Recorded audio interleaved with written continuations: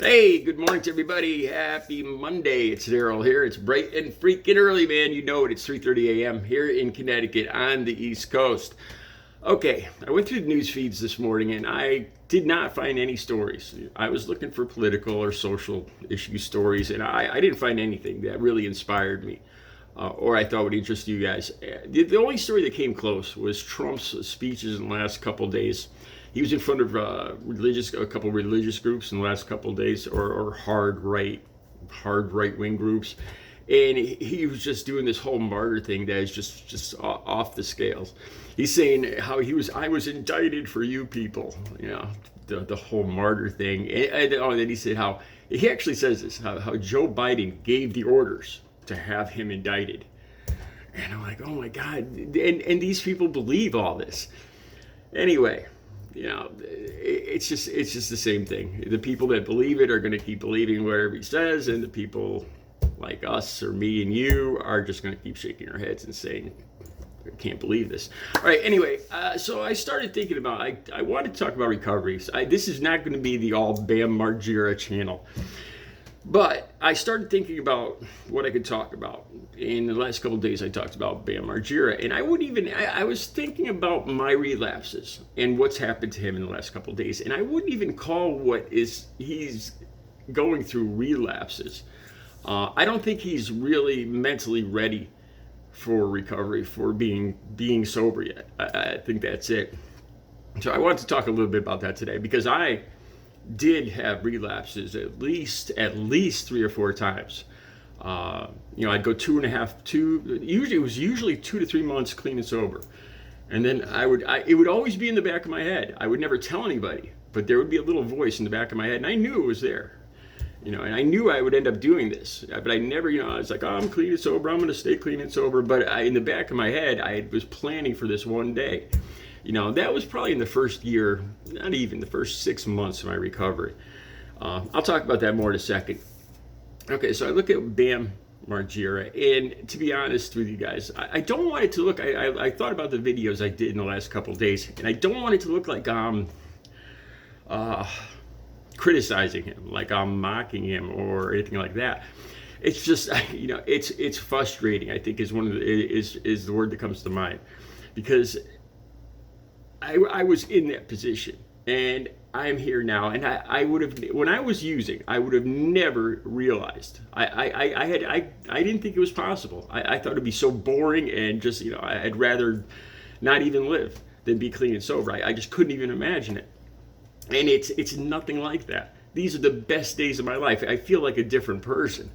And I realize how lost I was back then, and you see Bam, struggle with the same things, the exact same things that I dealt with, and it's like you get frustrated. You want to push him along. You want to anything you can say or do. Like, dude, it's like seeing somebody on a ledge, really, and it's just like trying to talk him off. It gets frustrating. Okay, so I look at Bam. Like I said, I'm not criticizing him because I went through these, I think almost all addicts, this disease moves along in a similar fashion with all people. And I see myself in him. I don't think he's just, what I see is somebody that's just not ready for recovery. Somebody that's scared somebody that can't picture themselves going through a clean and sober day. It frightens them, it scares them. And they think they're going to have more fun and just be free, and it's just their life. And I was this person, but most of it I think is just fear, because you get to a point where you can't imagine. You really just, I've talked about this before. Watching people out my window gas up their cars to go to work one day, and it got to the point where I just, it almost looked like it was almost like I was looking at aliens on another planet when I saw people going to work. I felt so disconnected from society. It was the most terrifying feeling.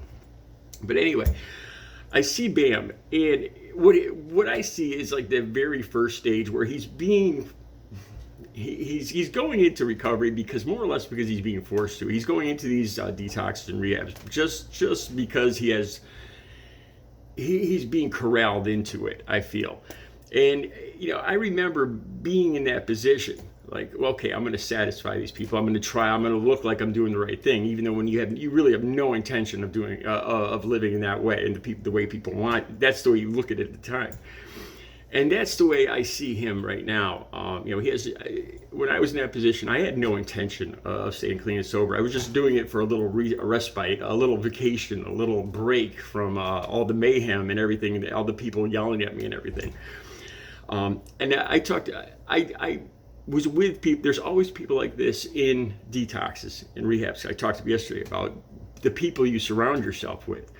And I realized that through all 13 times that I was in detox and rehab, there was always quite a few people that just did not want to be there. They were talking, and they go out of their way to talk about how they were going to use and what they were going to do and the good times they had, and this is bull, and criticizing the staff. If you've never been in there, the amount of negativity, it's just a huge difference. And it's not, everybody in detox and rehab is not there to get clean and sober. There's a good percentage of people every time I was there that are just there for alternate reasons, and doesn't have anything to do with staying clean and sober. And that's where I see Bam right now.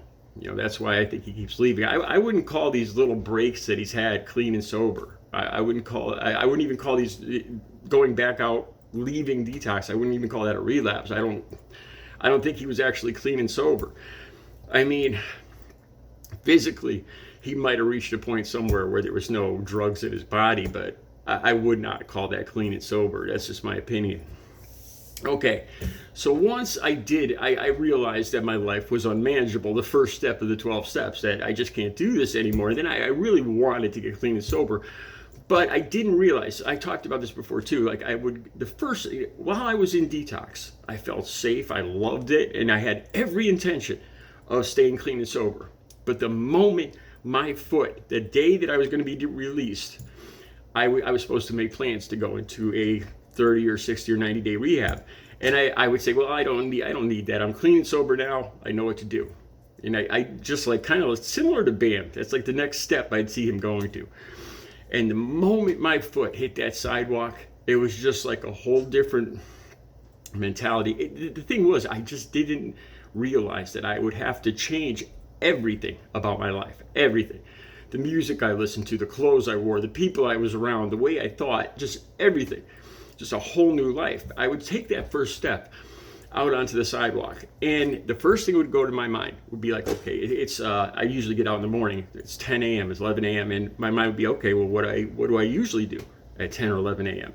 And bam, and I see now, that was the mistake I made. I had the best intentions, but I didn't realize that I needed 60, 90 days. I had to get a plan for literally for every minute of my day, and I had to rebuild my entire life. I could not, that first, you have to have that plan for the first step you take out of the door when you're on your own, and it's up to you. You need to have a plan, and it can't be anything to do with your old life. It can't. I changed my phone number. I don't talk to the people. I'm not friends with anybody that I used with. I don't date. I don't. At the most, I'll say hi. I'm not even friends with anybody that I used with on Facebook. I just can't do that. It's not because they're bad people. It's because I can't do that. I can't. I need to live a clean and sober life without those people in it. And that's just the way it is. Okay. The first 6 or 9 months that I was clean and sober, I had that little voice, and like I said, I never told anybody this. And I knew in the back of my head, I'd start saving money, and the part of me still kind of missed it just a little. It takes a while to get clean and sober, at least it did for me. I always believed that relapse is a part of recovery. That's my opinion. And I'll explain that more in a second. And this happened about 3 times. From February, when I got out of the 30-day St. Francis rehab, till October 23rd, 2006, about 3 times, including October 23rd, 2006. It was about every 2.5 months. I don't know why, but, well, I kind of do know why. I would save up money. And whenever I would relapse, it would be one day, and it would just be me. And I'd pick a day when I could be all alone and go indulge in my little addiction, my own little secret.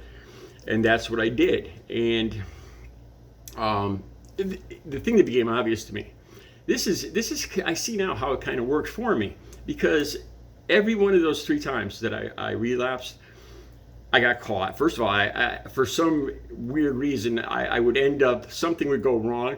I'd have a urine, just a random urine out of nowhere the next day, and I just started to get this feeling that this just isn't in the cards for me. It's God telling me, I need to get clean and sober. Don't turn the channel. I'm not getting all religious, but it gave me a comparison of one day using, and then the other days of my life being clean and sober, and how much better. It gave me that difference, that comparison between that one day. I look forward to that one day where I could just go off. I managed to save up like $300, enough to get really high for the whole day, just on my own. And like I said, I had this addiction to porn, so I'd have this all planned where I'd go down to the adult bookstore. I'd get, I hate to say it, it's embarrassing looking back, it's embarrassing saying this, but that's who I was at the time. And I could say this now because I know other people are going through this. And it's not something that is part of me anymore, and I would go off on these little binges.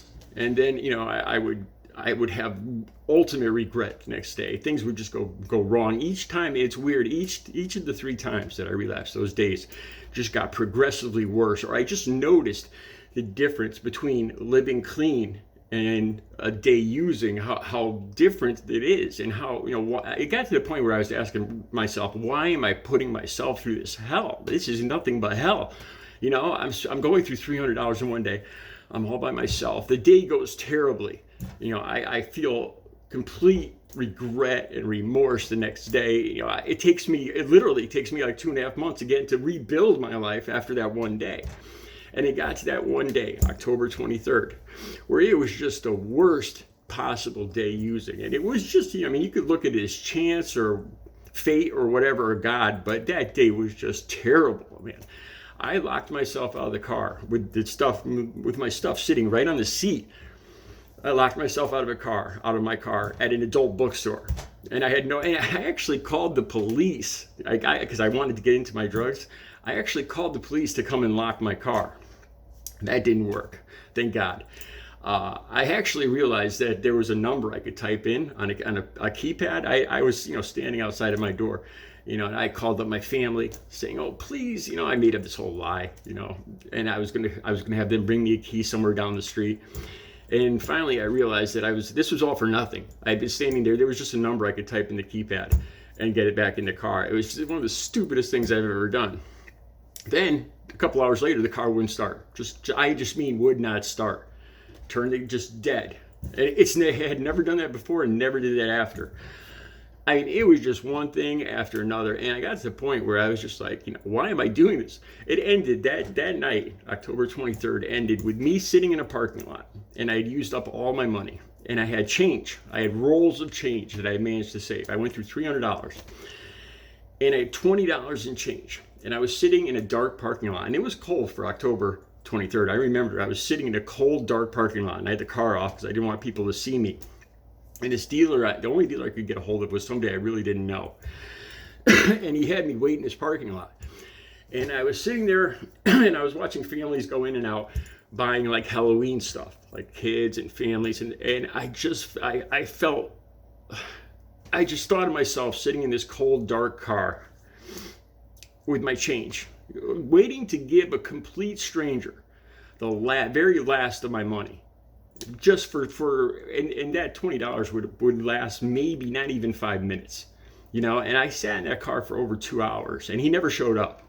And maybe that's a good thing, as it just got more and more obvious to me. I'm sitting there in the dark, in the cold, with the last of my change to give to a complete stranger, just begging this guy to come, just so I could feel this little thing for a couple minutes, literally, and then I'd feel even worse, and it's like, why, this is insane. This is insanity.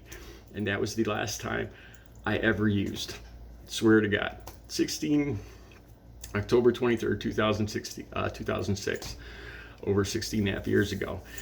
I realized, maybe it looked like I was criticizing Bam. It takes a while. It does. It takes a while. I don't know how long Bam's been going in and out of detoxes or rehabs, or being forced or browbeaten to go into these. hopefully it'll get to the point where he'll realize that there's a much better life, without this stuff, and he doesn't need this, and he's torturing himself needlessly. And hopefully that moment of clarity will come soon for him. All right, recovery is possible. You guys have a good Monday.